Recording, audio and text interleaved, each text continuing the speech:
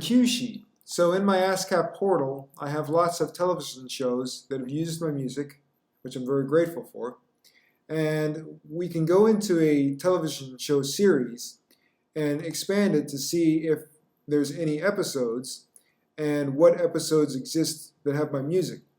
So here we have Mysteries at the Museum, and this is one example of an episode. So we just click this and it loads the cue sheet.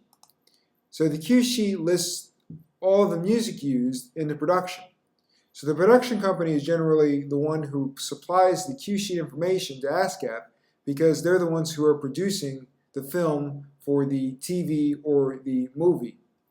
So for instance, in this cue sheet, we can see we have cue sequences that go all the way up to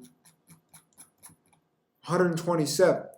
So for this particular show, it took 127 pieces of music to create a background track or an underscore or a soundtrack to complement the existing production. So in this case, I would search my name and see which of my tracks was used. So I found my name and I'm at cue sequence 71, and the name is Disorganized Chaos for the actual title of the track. And I can also see the duration that was used, as well as my publisher, as well as a work ID, so I can find out more information about the track.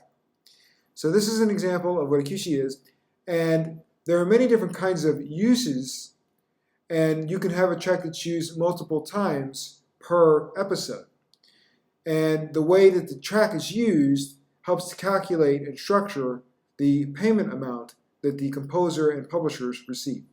So that's what a cue sheet is, and these cue sheets are all organized so that every quarter the composers and publishers get a royalty payment so that they can receive payment for the usage of their copyrighted material.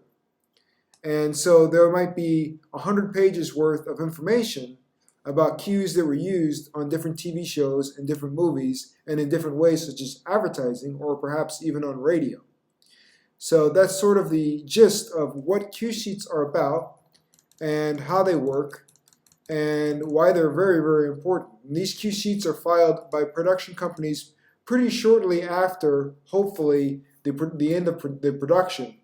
And once they're filed with the PRO, and in my case it's ASCAP, and another one is BMI, and there's some others as well, from that point, it takes up to 6 months for the PRO to then disperse the payment for the usage of the track. However, every time that track is used from then on, it is calculated in the payment distribution for that composer and publisher.